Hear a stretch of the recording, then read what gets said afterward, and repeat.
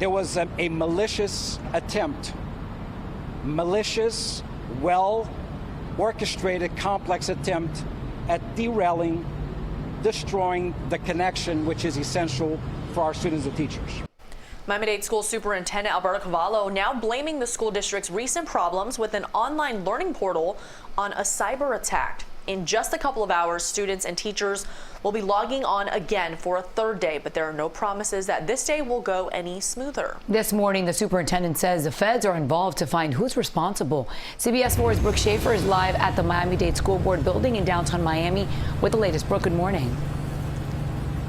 Hey ladies, good morning. Let's start with some reassuring news here. The school district said student and employee data were not accessed in this apparent cyber attack. But as far as who was behind it, the school district says the FBI, FDLE, and the Secret Service are all now joining in that criminal investigation. Malicious, well-orchestrated, complex attempt at derailing, destroying the connection which is essential for our students and teachers. Miami-Dade School Superintendent Alberto Carvalho says the district is a victim of a cyber attack. But Comcast has received a subpoena for all of the records that the federal agencies and our law enforcement entities will need to determine the origin and the identity of the perpetrator. The district said this explains some of the remote learning failures, frustrating students, parents, and teachers 2 days in a row. We couldn't get into our Class Connect sessions. We noticed that there were some delays. I had to catch up, ask my teachers. On the first day of school, Superintendent Carvalho said they first thought it was a problem with a gating program run by Cisco, mentioning the switch of the system required an upgrade and it was fixed. But then they discovered a bigger problem with the internet provider Comcast. This is not a hack, but it was not known to us, but we are absolutely convinced. Comcast later apologized, releasing a statement that read, quote, "We are continuing to monitor the situation and are working with the school district and law enforcement to ensure this doesn't happen again.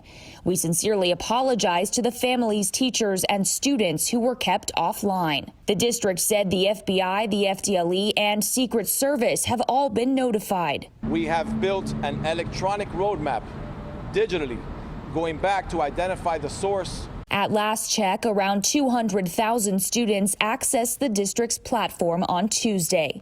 It is called a denial of service attack, but it's a denial of learning. However, some parents we spoke with aren't convinced a cyber attack was the cause for the glitches and system failures. I don't believe there is a cyber attack. It's too much people in the same time, connected in the same time. I think this is the problem. Now, the school district did say they expect the online learning experience to go a little bit smoother this morning. Still, they are asking for patience and telling people to keep those backup options readily available, like Microsoft Teams or Zoom, in case that online platform still does not work this morning. I'm live in downtown Miami. Brooke Shafer, CBS 4 this morning.